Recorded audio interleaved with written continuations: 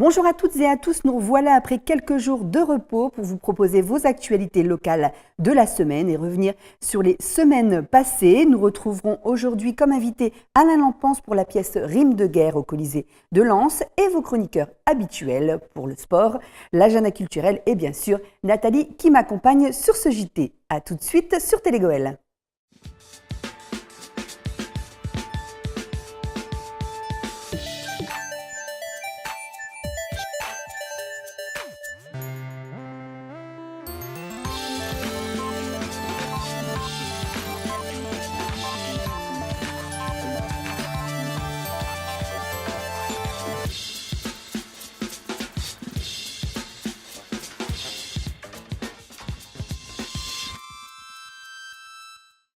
Bonjour Nathalie, alors est-ce que tu t'es bien reposée pendant ces quelques semaines de repos?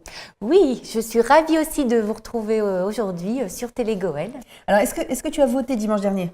Oui Valérie, j'ai effectivement voté ce dimanche, comme l'ont fait entre 70 et 90% des inscrits sur les listes de nos communes, avec comme résultat la victoire d'Emmanuel Macron avec 23,70% des voix et Marine Le Pen avec 21,70% des voix au niveau national. Au niveau local, Marine Le Pen est en tête dans beaucoup de communes du Pas-de-Calais avec 34,36% des voix, suivi de Jean-Luc Mélenchon, 19,12%.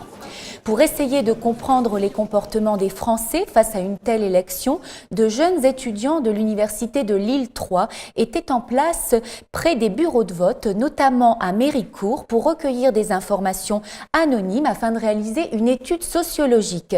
Les questions cherchaient à mettre en avant les liens entre conditions de travail et choix politiques, deux thèmes rarement pris ensemble dans les enquêtes d'opinion.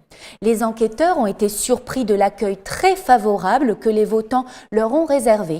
Yann Leland, maître de conférence et membre du laboratoire CERIS, a mis au point le questionnaire avec son équipe et a supervisé l'opération. On l'écoute tout de suite au micro de Florent Ledemazel. Premièrement, on n'évalue pas. On enquête, on étudie, on essaye de construire des relations. Nous, on est parti d'une idée assez basique. On veut savoir un petit peu les gens, comment est-ce qu'ils se représentent leur travail, qui ils sont au travail, leur profession, mais aussi comment est-ce qu'ils se représentent la concurrence internationale s'ils sont exposés, le lien avec les collègues. On veut savoir un petit peu partir de leur activité en tant que telle et voir un petit peu comment est-ce qu'elle constitue une représentation d'eux-mêmes et des gens qui les entourent. Ça, c'est la première chose. Et puis après, on essaye de comprendre si ça a des conséquences politiques. C'est-à-dire, est-ce que le fait d'être exposé à la concurrence internationale a des conséquences politiques? Est-ce que le fait d'être dans des collègues, dans des cercles de collègues qui sont intégrés et qui peuvent vous aider au travail, est-ce que ça a des conséquences politiques? C'est des choses qui sont très peu testées parce qu'en général, on considère que la démocratie, c'est un moment de réflexion qui se passe en dehors de l'activité des personnes. Nous, ce qu'on essaie de comprendre, c'est voilà, la démocratie, c'est un moment de la vie sociale qui est intégré à la vie au travail, à la vie familiale, à une certaine façon de se représenter le monde. Donc ça, c'est quand même un signe qu'on est face à une crise démocratique très forte, parce que moi, je ne suis pas élu, je suis rien du point de vue politique, mais il y a une telle crise politique que vous demandez leur avis aux personnes, ils sont contents de vous la donner. C'est ça aussi la vérité de la crise. On peut la voir, de la crise politique qu'on traverse, c'est qu'on peut la voir, nous, en tant que sociologues. Là, il y a une partie des gens qui nous disent merci, parce que tout simplement, on leur a demandé leur avis. Ils ont l'impression qu'on ne leur demande jamais leur avis. Bon, alors nous, on est obligé de leur dire qu'on n'a pas de pouvoir et que c'est des choses qui sont au service du raisonnement scientifique. Mais bon, à mon avis, il y aurait un certain nombre de conséquences à tirer sur la difficulté de la crise politique que l'on traverse. Nous avons eu le plaisir ces dernières semaines de rendre hommage aux nombreux soldats canadiens, néo-zélandais, marocains, anglais, américains, français, inconnus et bien d'autres nationalités qui sont venus combattre sur nos terres pour notre liberté. Inauguration d'un mémorial, d'une rue, échange entre pays, commémoration et dépôt de gerbes aux différents monuments des Flandres, des moments vifs en émotion à Vimy, Givenchy, Ablain-Saint-Nazaire, Souchet ou encore Arras, où les habitants se sont unis en nombre pour faire de cet hommage un moment inoubliable pour les 100 ans de nombreuses batailles d'Arras.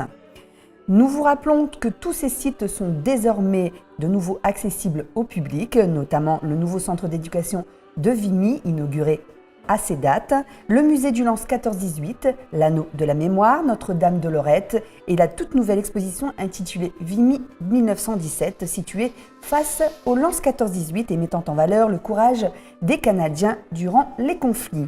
Pour tout renseignement, n'hésitez pas à vous rapprocher de l'Office du tourisme de Lens-Liévin qui organise très souvent des visites et des ateliers au cœur de ces sites. Le célèbre guide vert Michelin a dévoilé sa nouvelle formule Nord-Pas-de-Calais ce mardi 25 avril à Arras. Il est le deuxième guide préféré des touristes, juste derrière le Routard, et il est désormais disponible dans toutes les librairies et sur le site Michelin Voyage pour 14,90 €. 14,90 €, Nathalie. 14. Pour figurer dans ce guide, chaque site doit répondre aux 9 critères d'évaluation qui vont de la première impression du visiteur à la qualité de la visite, en passant par la richesse patrimoniale ou encore l'esthétique du lieu. 2 années se sont écoulées depuis la dernière édition et 6 nouvelles étoiles ont été attribuées pour la région. Le tourisme culturel, d'abord avec 2 premières étoiles, l'une pour l'abbaye de Vaucelles à Cambrai et l'autre pour la crypte de la basilique Notre-Dame dans la vieille ville de Boulogne-sur-Mer. Le patrimoine naturel et historique mis également en avant par Michelin avec l'Audomarois situé autour de Saint-Omer, déjà classé au patrimoine mondial de l'UNESCO, reçoit également sa première étoile. Et enfin, le tourisme de mémoire complète la liste avec le centre d'interprétation Lens 14-18 et l'anneau de la mémoire qui reçoivent tous deux leur première étoile, tandis que la colline Notre-Dame de Lorette bénéficie d'une seconde. Une région diversifiée, des efforts récompensés. Je vous propose d'écouter les propos de Philippe Aurin, rédacteur en chef des guides verts Michelin. Le tourisme dans la région est très prometteur parce que cette région a une diversité de sites, à la fois tourisme de mémoire, sites patrimoniaux, beaucoup de villes, de très beaux musées. Alors le bassin minier a obtenu une seconde étoile lors de la dernière édition il y a 2 ans. Il est très touristique avec bien sûr le Louvre-Lens, mais également les puits de mines que l'on peut visiter. Et puis cette ville de Lens qui a remis à l'honneur son patrimoine art déco. Il y a eu de très forts investissements autour de l'anneau de mémoire et de l'accueil des publics sur le site de Notre-Dame de Lorette. C'est ce qui motive l'évolution de 1 à 2 étoiles. Direction Salomine à présent au lycée La Peuplerée, plus exactement où s'est déroulée la 4e édition de la Semaine culturelle. En partenariat avec la Maison de l'Art et de la Communication, le principe est simple, les élèves sont répartis en groupes dans les différents ateliers animés par des intervenants professionnels et ont une semaine pour relever un défi. Une manière plutôt ludique de faire découvrir des disciplines artistiques aux élèves. Toutes les classes étaient conviées à participer à cette semaine d'atelier et c'est dans l'atelier slam qu'Anthony Vermus et Baptiste Bravkowski se sont rendus. J'aime me bagarrer avec de la violence. Au cœur des quartiers défilent les courses-poursuites. Ça fait 12. Pour moi, le slam, c'est un cousin éloigné du rap. Le rap étant rhythm and poetry, donc rythme et poésie. Le slam, pour moi, c'est juste de la poésie. La seule musicalité qu'il y a dans le slam, c'est la voix. Donc on déclame un texte, un poème, dans un temps imparti. C'est pas une tirade qui dure un quart d'heure. Et on essaye de faire passer des messages autour des sentiments, de la société surtout. Parce que pour moi, le slam appartient au courant du hip-hop. C'est un moyen d'énoncer des choses. Le slam, c'est du rap en gros. Rap français, c'est pour écrire quelques textes. Plus de la poésie. Ça représente un peu le rap en fait. Et on apprend à écrire les textes. Bon, on se base sur des alexandrins. C'est des pieds de 12 syllabes. On a pris un thème sur la rue. Puis on écrit un texte qui parle de la rue de dehors. Donc on trouve des mots par rapport à la rue et puis avec ça on arrive à former nos phrases. Il n'y a que la voix en fait. On essaye de les canaliser, de faire les choses de manière le plus ludique possible. pour les captiver. On les stimule avec donc des jeux de rimes. On essaye de leur faire partager des connaissances un peu plus techniques sur les figures de style. Ce qui est cool, c'est qu'ils sont super curieux et qu'ils ont envie de le faire. Tu te souviens, procédé de répétition. Il y a trop de fois où je reste solidaire. Il y a trop de fois où je suis tombé par terre. Et en plus, ce qui est trop cool dans cette phrase-là, c'est que elle est trop bien cette phrase. Parce qu'en gros, il y a le côté solidaire, il y a le côté loyauté. Et juste après, t'évoques le contraire. Côté trahison, côté déloyauté. Donc c'est cool. Tu vois, tu fais une espèce d'antithèse. Ça, c'est bien. Ça tue. Et tu vois, sans t'en rendre compte, t'es dans la figure de style. Et ça, c'est bien. Tout le monde participe, tout le monde est inspiré. Après, il y en a qui vont naturellement créer. Il y en a où je vais être plus présent. Même si je suis amené à réécrire totalement une phrase, ça va quand même venir d'eux. Et c'est cool. Pour moi, vraiment, c'est intéressant quand les choses viennent des jeunes. C'est souvent sur des thèmes bien précis, des thèmes qui leur parlent à eux, qui vont pas forcément me parler, mais c'est toujours une source d'inspiration. Tout est source d'inspiration. Dans la rue, on a tous pensé à charbonner, mais sans danger, sans se retrouver enfermé. Je me le dois à moi-même ainsi qu'à ma famille, afin d'être tranquille, d'apaiser mon esprit. Je fais dans le vandalisme et le vagabondage. De toute façon, il n'y a rien à faire d'autre que du zonage. On s'emmerde tellement qu'on fait que des conneries. Je suis dans mon délire, laissez-moi faire des rêveries. Je te le dis, poteau, paye-moi sinon je te douille. C'est tout.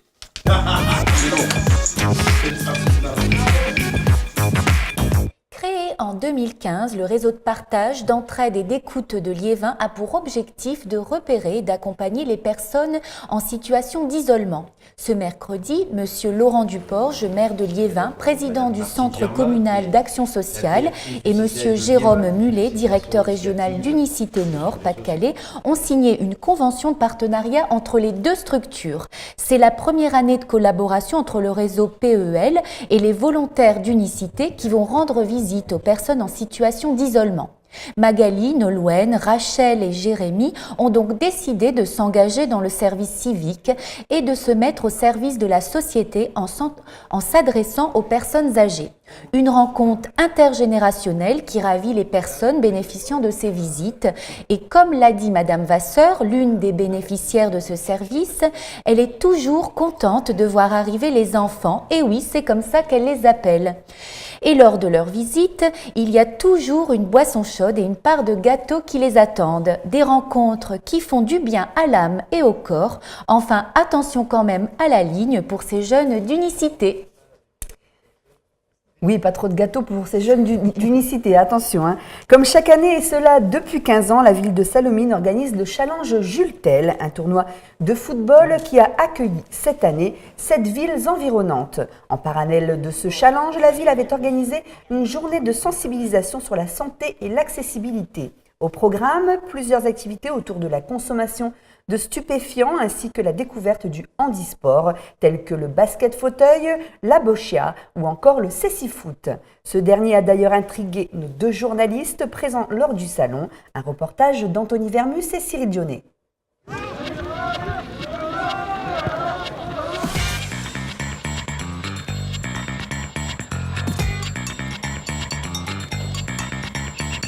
Toute personne qui joue le tournoi Jules Tel aujourd'hui, Challenge Jules Tel, doit passer dans cette salle, qui est le lieu même du forum, pour participer à différents ateliers et rencontrer différents partenaires sur les thèmes de la santé, mais aussi de l'accessibilité. Plutôt que de parler d'handicap, on va parler d'accessibilité aujourd'hui, parce que les partenaires qui sont là vont vraiment prouver que porter un handicap n'est pas forcément plus handicapant qu'autre chose. Vous allez voir, on a des joueurs de haut niveau qui sont venus nous présenter leur sport. Gagner un match, c'est bien, mais ils sont obligés de tirer leurs 2 pénaux en saisie-foot, sinon le match, ils perdent des points. Tu vas écouter ma voix, ok? Tu écoutes ma voix et tu viens jusqu'au ballon. Cécifoot, c'est le foot qui est adapté pour les personnes qui sont déficientes visuelles. Donc il faut savoir qu'au Cécifoot, il y a 2 catégories. Il y a la catégorie des malvoyants et la catégorie des non-voyants. Et ça se joue à 5 contre 5, donc 4 joueurs de champ qui portent un masque, malgré qu'ils soient non-voyants. On met un masque pour que tout le monde soit sur le même pied d'égalité. Et avec un gardien qui lui est voyant. Photo droit. Quand on joue au CC Foot, ça demande beaucoup de concentration parce qu'on a beaucoup d'infos qui arrivent en même temps.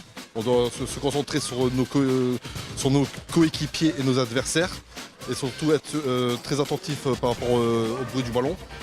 Donc après, ça nous aussi de développer notre jeu et surtout aussi d'écouter bien le coach et le guide aussi. Pour la sensibilisation, on essaye de travailler surtout sur la prise de repère dans l'espace quand on ne voit plus. Donc par rapport au son du ballon, par rapport au son du but, comme sur les tirs au but qu'on peut voir ici, le guide qui leur signale le but par rapport au poteau et par rapport à l'axe du but. Donc on essaie de prendre des repères simples comme l'axe et les poteaux. On voit pas le terrain, donc on est perdu. On sait pas où on est sur le terrain. On entend le son du ballon, mais on peut pas voir la vision. Donc c'est un peu compliqué, quoi. Ils savent qu'ils peuvent pas jouer, mais ils se donnent les moyens pour jouer quand même. Ça fait plaisir. Ça montre qu'il n'y a pas que nous qui voulons jouer au foot. Il y a d'autres personnes qui veulent. Ils se donnent les moyens. Depuis quelques années maintenant, la ville de Lens lutte pour une ville propre. Cependant, malgré plusieurs campagnes de sensibilisation, la situation a des difficultés à évoluer, notamment en centre-ville. La municipalité a donc décidé d'accélérer les choses ces dernières semaines afin de trouver des solutions à ces incivilités. Avec les équipes municipales, elle a mis en place des événements tels que Lens Nature ou la journée éco-citoyenne et propose une campagne de communication contre les dépôts sauvages. Un reportage d'Anthony Vermus et Cyril Dionnet. Le geste est pourtant simple, mais chaque année, la ville de Lens collecte plus de 300 tonnes de déchets balayés, ainsi que 200 tonnes de dépôts sauvages. Les dépôts sauvages, c'est les sacs de collecte qui sont sortis en dehors des heures de collecte. C'est aussi les gros encombrants qui sont laissés au quotidien par les riverains sur le domaine public. Ça peut être des canapés, ça peut être des frigos, ça peut être des télés. Donc voilà, c'est vraiment tout type de déchets qu'on peut retrouver sur le domaine public. Pour sensibiliser la population à ces dépôts, la municipalité a mis en place une campagne de communication importante. Des affiches seront disposées en ville, alors que les ASVP continueront leur travail auprès des habitants. Notre action, c'est de rappeler les règles de chacun par rapport au règlement municipal de propreté. Donc on fait des courriers pour rappeler qu'effectivement ils doivent se conformer à ces dispositions. Et à défaut, s'il y a des récidives, on est dans l'obligation de verbaliser. Depuis le 1er janvier 2017, 13 récidivistes ont été verbalisés sur plus de 250 courriers envoyés en prévention. Les récidivistes s'exposent à une amende allant jusqu'à 450 €, ainsi que 3 000 € d'amende pour des dépôts sauvages avec véhicules. Lorsque j'ai ouvert le sac, j'ai trouvé une preuve concernant le dépôt qui correspondait au lieu. Donc cette preuve, je vais la mettre dans la base de données. Je vais pouvoir faire une lettre aux personnes concernées afin de leur rappeler les règles de salubrité publique, les heures de collecte, les heures des ramassages, les heures de sortie. Chaque jour, Patrick et son équipe trouvent en moyenne une quinzaine de dépôts sauvages dans la ville. Sur plus de la moitié d'entre eux, Patrick retrouvera les fautifs. Ils recevront une première alerte ou une amende pour les récidivistes.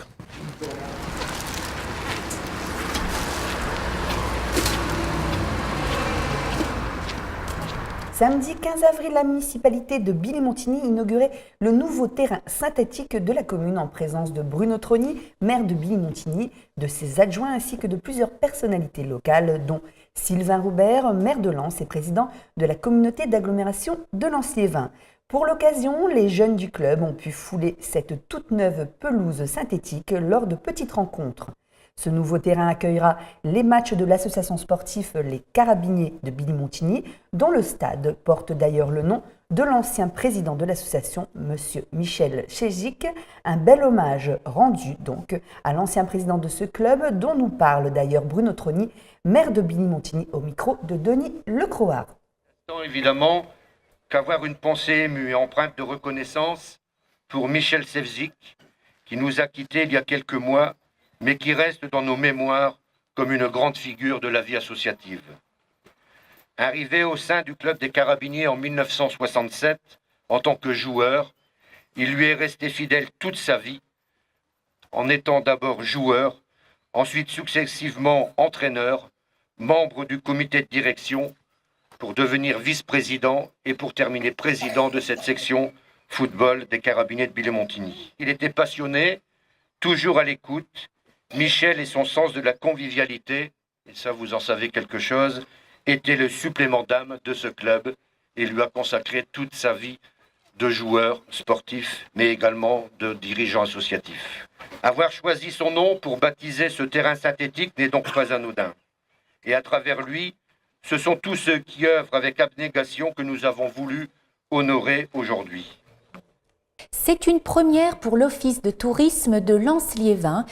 Durant les vacances avait lieu une visite guidée du site du Mémorial du Canada de Vimy en langue des signes. Souvent à cause de leur handicap, les personnes malentendantes ne peuvent suivre les explications des guides lors des visites des sites historiques. Eh bien, désormais, ce ne sera plus un souci. L'oubli est réparé par l'Office de tourisme de la communauté d'agglomération de Lens-Liévin qui a proposé dernièrement sa première visite guidée en langue des signes. Un reportage de David Lorieux et Baptiste Brakowski.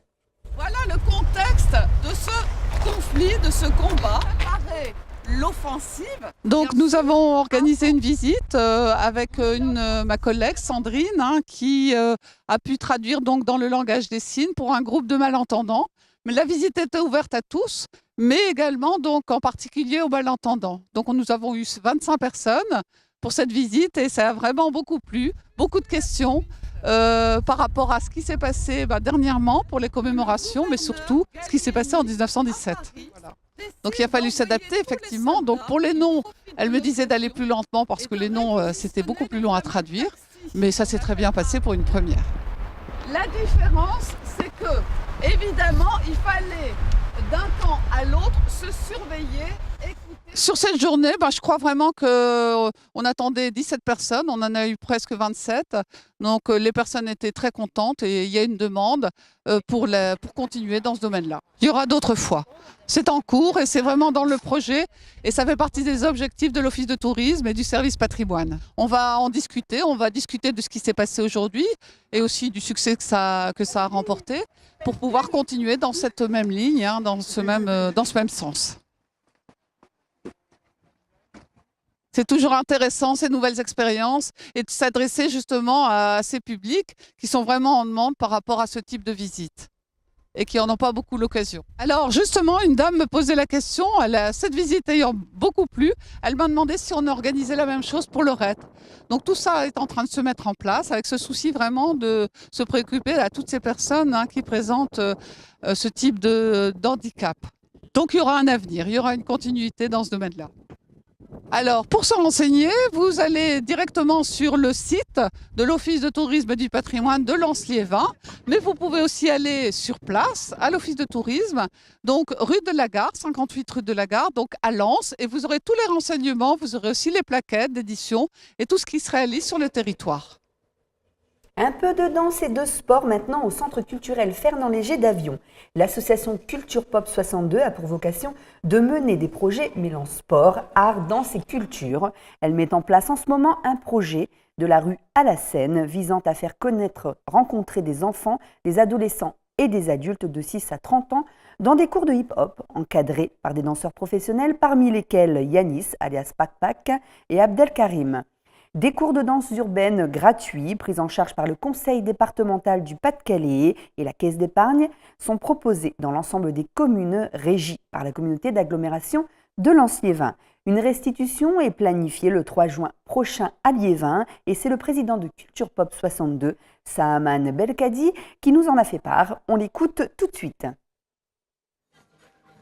Il y a cette sensibilisation, bien sûr, qui est d'abord de venir rencontrer les danseurs de haut niveau, de travailler avec ce public et de faire une chorégraphie. Mais le hip-hop, c'est pas uniquement que de la danse. Il va y avoir aussi du graphe ce jour-là, il va y avoir du freestyle, il va y avoir de différentes activités qui vont tourner autour des cultures urbaines. Sur ce village, parce qu'il y aura avant le spectacle un village qui va être organisé avec bien sûr mon partenaire B-Boy France, où là il y aura une programmation de différentes activités qui tournent autour des cultures urbaines.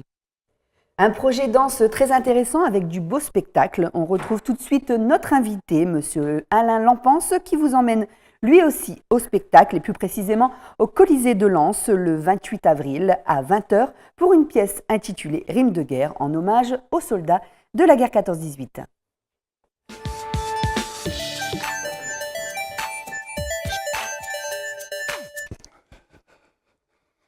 Monsieur Lampens, bonjour, merci d'être avec nous sur le plateau de Télégoël. Bonjour Méjean. Alors demain, Monsieur Lampens, c'est la représentation de Rimes de guerre. Pouvez-vous nous présenter cette pièce dont vous êtes le créateur, je crois? Oui, c'est moi qui l'ai écrit, qui l'ai mis en scène et bon, j'y joue également. Rimes de guerre, c'est un hommage bouleversant à nos poilus. Comment est né ce spectacle? Par un hasard. Une fois, je faisais une brocante, j'ai trouvé un bouquin de Mousseron. Mousseron est connu pour être le père de Cafouniette. Et Cafouniette, c'est rigolo. Et je ne connaissais pas du tout que Mousseron avait écrit des poèmes sur la guerre mondiale. Et ces poèmes ont été écrits du côté de Denain. Il faut savoir que la région de Denain était occupée par les Allemands. Et dans ces poèmes, il explique toutes les situations que les Français subissaient de la part des soldats allemands des Uhlans. Et donc, ces textes, ces poèmes restent un peu humoristiques ou alors non, totalement justement, de totalement différent. Bon, il y en a un qui a beaucoup d'humour, où on rigole un peu, on sourit, quoi. Mais le reste, c'était vraiment très émouvant. Et alors, pour faire ce spectacle, parler que simplement de la guerre en zone occupée, c'était pas suffisant. Et je me suis souvenu que j'avais appris dans mes études des poèmes d'Apollinaire. Et Apollinaire a aussi écrit beaucoup de poèmes et beaucoup de lettres sur la guerre, mais au front, la situation des poilus au front. Alors c'est une confrontation entre Apollinaire qui s'exprime en français et Mousseron qui s'exprime en patois, mais un patois abordable par tout le monde. Il n'y a aucun problème, vous pouvez venir voir le spectacle, vous allez tout comprendre. Et donc voilà. Et il faut savoir que j'ai choisi également l'angle apollinaire des lettres d'amour qu'il écrivait à sa fiancée, on peut dire, qui vivait à Oran à ce moment-là. Et dans ces lettres d'amour, il mélange la relation entre sa vie de poilu et l'homme amoureux. Donc l'histoire de cette pièce, c'est des petites scénettes de différents moments de vie pendant la guerre ou c'est une histoire complète? C'est vraiment un spectacle assez original où il y a des scénettes, où il y a des vidéos. Par exemple, j'ai retrouvé un enregistrement d'Apollinaire. Alors Apollinaire, ça s'entend, hein, où Apollinaire déclame un poème. Donc on projette ce document. Les scénettes sont aussi illustrées par des tableaux qui ont été réalisés par des poilus. Donc j'ai fait des recherches, je suis allé dans les musées, j'ai photographié. Et également, il y a des chansons qui sont interprétées par Marie-Laurence Delisle, qui est une chanteuse très connue dans notre région. Qu'on a bien connue aussi à Télégoël. Et qui interprète des chansons, souvent c'est des chansons inédites, qui ont également été écrites par des poilus, et souvent inconnus. Et ces chansons ont été mises en musique par Marcel Defivre, qui est un compositeur professionnel. Et voilà, donc le spectacle, c'est un peu sous ça. C'est un spectacle qui varie, théâtre, chanson, vidéo, un peu tout. Oui, vraiment un très beau spectacle, je pense avoir. Est-ce que c'est un spectacle qu'on peut voir en famille? Ah oui, c'est recommandé. Moi, j'ai vu une ado qui m'a dit « J'ai appris plus dans votre spectacle que ce que j'ai fait à l'école. » Que ce qu'elle a fait à l'école. C'est un ancien enseignant qui le dit. Oui. Alors, est-ce qu'on peut citer un peu les acteurs de cette pièce? Alors, les acteurs, Alors, il y a Bernard Béclin, Marie-Laurence Delisle en chanson, Nathalie Lelon, qui est une comédienne, Claudine Lampens, mon épouse, Alain Lampens, et Henri Dudzinski, qui a la particularité d'être aussi le consul de Pologne. Voilà, vous le connaissez. Ouais. Ah oui, Nathalie, qui est d'origine polonaise, forcément, elle connaît. Et d'accord, on parle un peu des Polonais aussi dans ce spectacle, quoi. Alors, ça se déroule quand? À quelle heure? Alors, ça se déroule, c'est demain. Demain, 28 avril, à 20h. Au Colisée de Lens. Est-ce qu'il faut réserver avant ou est-ce qu'on peut venir directement pour je pense qu'on peut venir et je crois qu'il reste encore des places. Il reste encore des places. Il reste encore des places.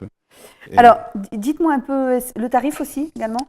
C'est 12 €, je crois, et un tarif réduit à 7 €. Moi, je ne suis pas l'organisateur, il faudrait demander. Pour les enfants. Et donc, les organisateurs de cette pièce, c'est le Lions Club. Le Lions Club Vimy-Centenaire et aussi le Lions Club d'Aix-Noulette. Ouais. Donc, comment c'est venu votre collaboration ensemble? C'est vous qui avez proposé la pièce Non, j'ai été contacté par M. Serré qui a vu un extrait. Bon, il en a entendu parler certainement, parce que c'est un spectacle quand même qui a eu le label national de la mission du centenaire en 14-18. Hein. Et c'est un spectacle qui a également eu l'agrément du Conseil général du Pas-de-Calais. Et ce spectacle a été financé par la CAL, j'ai entendu parler tout à l'heure de la CAL Lanciévin et la ville de Bully-les-Mines surtout. Oui, parce qu'en plus, c'est un spectacle qui cadre vraiment avec les commémorations de cette année, des batailles d'Arras et de la guerre 14-18. La création a été faite pour le centenaire en 2014. C'est un spectacle qu'on a décidé de jouer pendant 4 ans. Donc on joue, là, la fin dernière, on l'a joué à Péronne le 15 mars. Et donc là, la pièce va encore bouger, là, elle est à Lens, mais après, vous bougez encore dans d'autres villes. Selon les demandes. Bon, c'est un gros spectacle, donc c'est un spectacle qui demande un théâtre, une salle équipée. Sinon, parce qu'il y a un énorme plan de feu qui a été réalisé par un professionnel. On a un professionnel au plan de feu, on a un professionnel à la vidéo. Donc c'est un gros spectacle, il nous faut vraiment un théâtre et c'est un spectacle qui a un budget quand même assez conséquent. Donc si on veut présenter cette pièce dans les communes de la communauté d'agglomération de Lanciévin, comment on fait pour vous contacter ? On vous contacte vous ou le Lions Club ? On me contacte moi, oui. On contacte moi. Alain Lampens. Vous tapez l'artichaut sur Google. Google, c'est ça. Et ouais, je le sais. et puis vous me contactez. Rime de guerre, vous allez voir. Et il y a d'ailleurs un extrait de 13 minutes sur YouTube, Rime de guerre, qui rend bien compte de ce qu'est le spectacle. Alors, n'hésitez pas surtout à contacter Monsieur Alain Lampens pour avoir cette pièce près de chez vous, parce que ça a l'air d'être une pièce très très intéressante. On va certainement peut-être y faire un tour. Ouais, venez-y, vous allez voir. On n'a que des réactions positives. Hein. Lors de la première, on a reçu énormément de félicitations, de gens qui ont été emballés par le spectacle, qui est très très original. Alors, comment faire rencontrer Apollinaire et Mousseron, qui ne se sont jamais rencontrés? On les a fait rencontrer sur une planète imaginaire qui s'appelle Poetica. Alors vous avez des fois des spectres qui se promènent. C'est assez fabuleux. Il y a un canon 75 sur scène. Ouais, donc vraiment quelque chose d'exceptionnel. Alors c'est un aller-retour entre la guerre et Madeleine qui est dans son boudoir avec les lettres qui circulent. Bon, on va laisser découvrir ça aux téléspectateurs de Télégoël qui vont s'y rendre, j'espère. Hein. N'oubliez pas, 28 avril à 20h. Au Colisée de Lens. Monsieur Lampens, merci beaucoup. Merci de nous avoir accueillis. À bientôt pour d'autres pièces sur le territoire. Il y a d'autres projets en route. À nous rendre visite. Il est attendu chaque semaine par les férus de sport. On retrouve tout de suite Fred Peter pour sa rubrique hebdomadaire.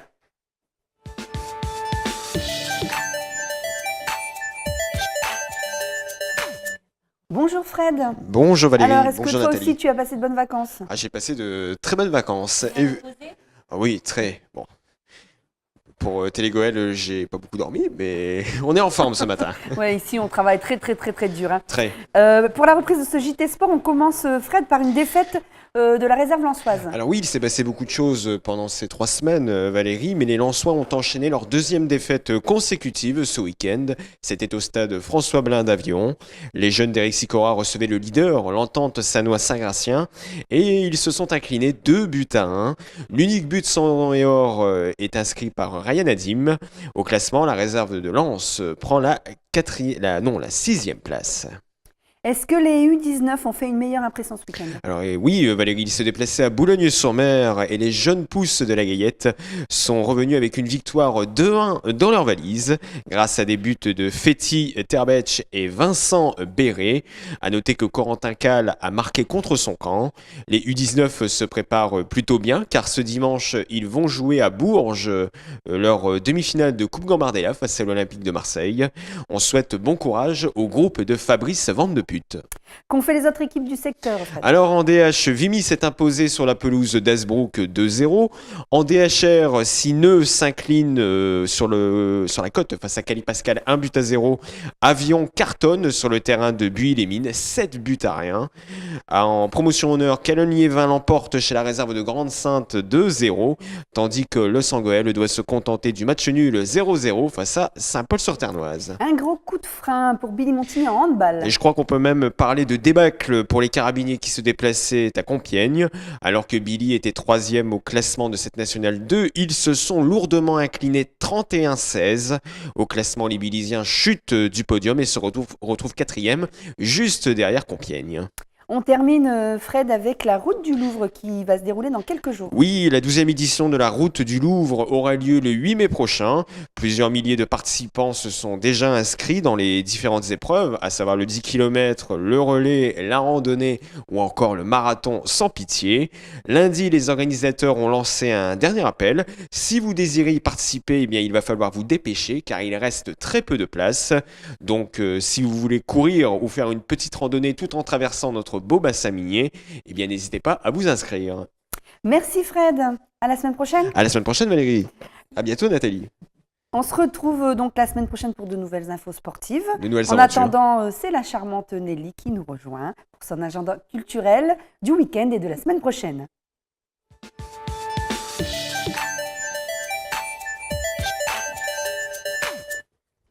Bonjour Nelly.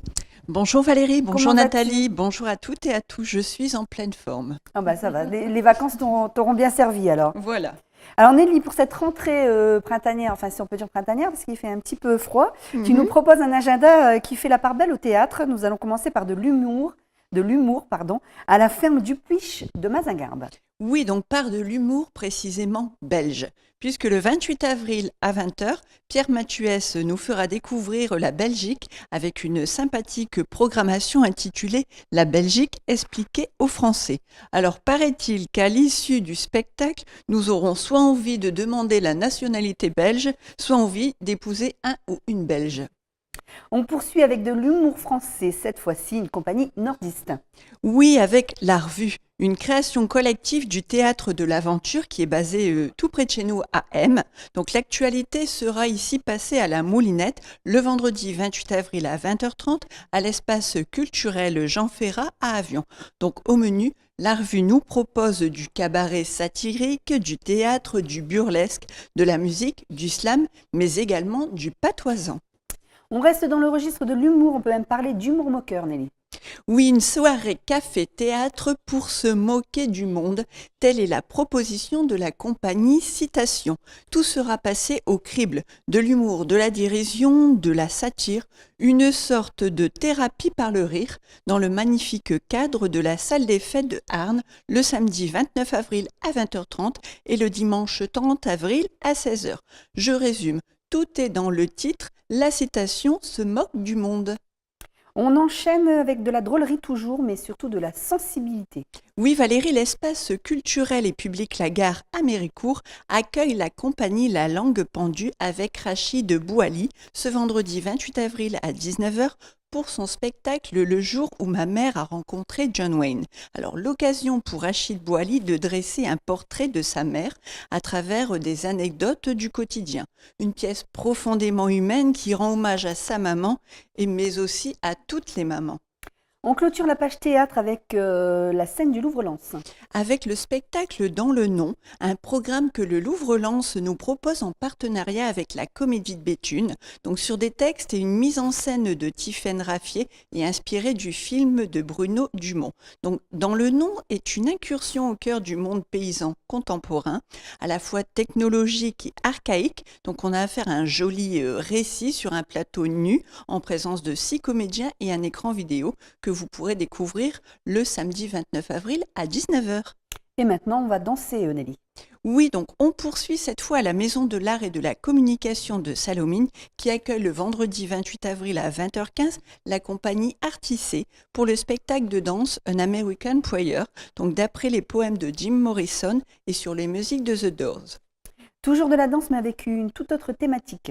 Oui, donc cette fois, le Centre culturel Évasion de Noyelles-sous-Lens vous propose ce samedi 29 avril à 20h30 un bal folk animé par le collectif de musiciens Smith Lap.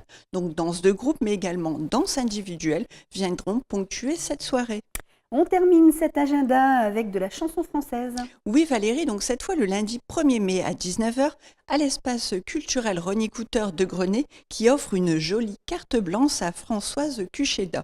Donc sur le plateau de jolies voix résonneront Valérie Michler, Jérémy Bozon ou encore Greg Aleix pour fêter les travailleurs de façon festive mais aussi revendicative. Et on rappelle une nouvelle fois la pièce Rime de guerre, Nelly. Rappelle-nous Le la 28 date. avril, donc ce vendredi à 20h à la salle du Colisée de Lens. Donc n'hésitez pas à vous y rendre nombreux. Et un petit clin d'œil, hein, demain c'est ma fête. C'est à ça Valérie. Alors vous avez le droit de m'envoyer des messages.